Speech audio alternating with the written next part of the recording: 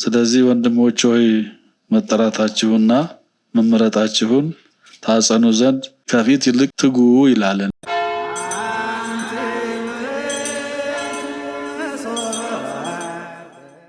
እንደምን አረፈዳችሁ፣ እንደምን ዋላችሁ። እግዚአብሔር አምላካችን ያለፈውን ጊዜ በሰላም በሕይወት ጠብቆ ለዚህ ሰዓት ለዚህ ጊዜ ያደረሰን ክብር ምስጋና ለሱ ይሁን። እግዚአብሔር ፈቅዶ በዛሬው ዕለት አሰባስቦን ስለምናገለግለው አገልግሎታችን ስለ እምነታችን ስለ ሃይማኖታችን ለመነጋገር ለመወያየት በዚህ መገኘታችን በጣም ትልቅ ነገር ነው። ሁሉ ጊዜ ተገናኝቶ መነጋገር መወያየት በጣም ያስፈልጋል። ስለ ቤተክርስቲያናችን ጉዳይ በተመለከተ ስለ አገልግሎታችን ስለ እምነታችን ሁሉ ጊዜ በየጊዜው ተገናኝተን መነጋገር መወያየት ያስፈልጋል። በዚህ ምክንያት ነው እንግዲህ እዚሁ ተጠራችሁት። አሁን ስልጠና ነው፣ ይሄ ጥሩ ነው። መገማገም የሚባል ነገር አለ። ሁሉ ጊዜ ስራ ይሰራና እርስ በርስ እንደገና ደግሞ ተገናኝቶ መነጋገር መገማገም ደካማ ጎናችን እና ጠንካራ ጎንን ለመፈተሽ ተገናኝተው ይነጋገራሉ፣ ይወያያሉ። ከዛ በኋላ ደግሞ በአዲስ መልክ ስራቸውን ይሰራሉ። ይሄ በጣም አስፈላጊ ነው። ስለ ሁሉ ነገር ተገናኝተው ስላሉትም ችግሮች እስከዛ ያሉትን ደከም ያለውን ነገር ላላውን ለማጥበቅ ጠንካራውን ደግሞ ወደፊት ለማለት ተገናኝተው መነጋገር መወያየት በጣም ያስፈልጋልና የጉባኤ መልካም ጉባኤ ነው፣ ጥሩ ነው። ካህናትም ለምእመናንም እንደዚሁ ስልጠና መስጠት በጣም ያስፈልጋል የተባለው በጣም ጥሩ ነው።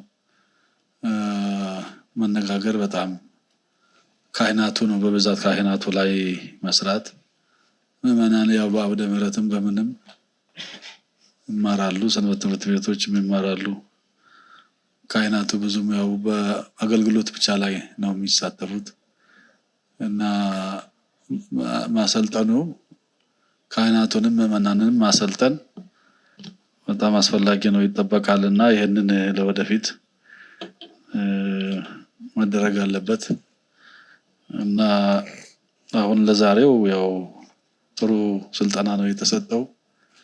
መልካም ነው። በዚህ መልኩ መገናኘት ጥሩ ነው እና ለመበርታት ነው እንግዲህ የበለጠ ለመስራት የበለጠ ለመበርታት ለመጠንከር እንድንጠነክር እንድንበረታ በአገልግሎታችን በተሰለፍንበት አገልግሎት በወጣት ሰንበት ትምህርት ቤትም በስብከተ ወንጌልም በሁሉም ከኛ ይልቅ ያው ምእመናኑ ቀድመውናል። በዚህ ዘመን በዚህ ሰዓት ሰንበት ትምህርት ቤቶችም እንደዚሁ ይወያያሉ፣ ይማራሉ፣ ይመካከራሉ እና በዚህ ሰዓት እንደዚሁ ቀድመውን ነው ያሉትና እኛም መበረታት አለብን።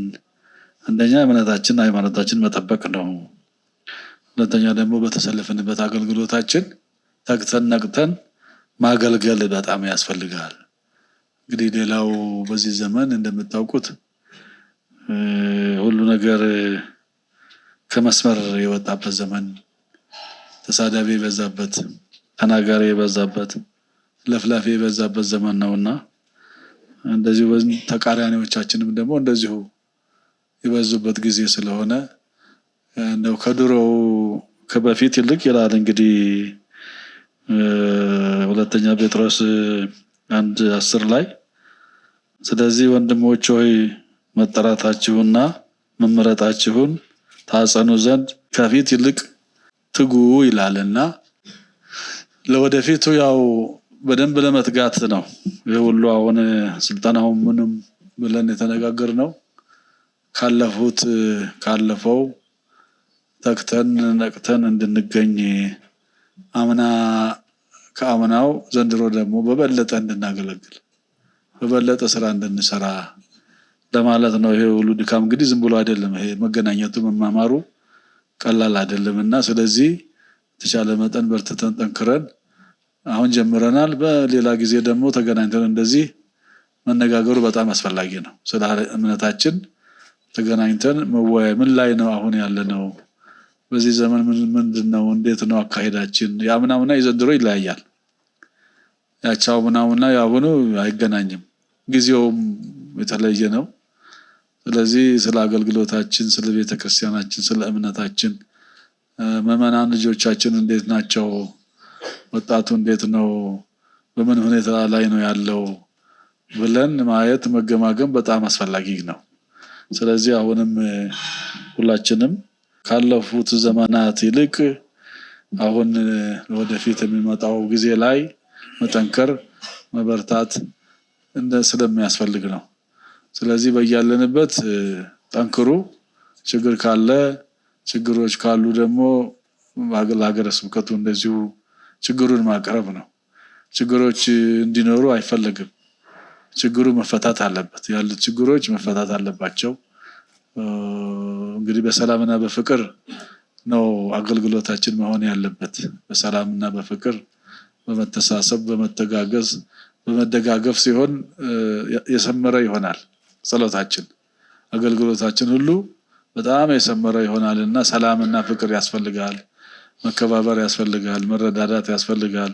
ቤተክርስቲያናችንም ደግሞ ከልብ ማገልገል ይገባናል። ከልብ ሆነን ማገልገል ያስፈልጋልና እንደው ለእንጀራ ብቻ ለምናገኘው ብቻ ሳይሆን እምነታችን ሃይማኖታችን ብለን አስበን በደንብ ጠንክረን መጠበቅና ማገልገል ይጠበቅብናል ለማለት ነውና ስለዚህ በርቱ፣ ጠንክሩ እና ስለዚህ አሁን ይበቃናል፣ እዚሁ ላይ ይበቃናል።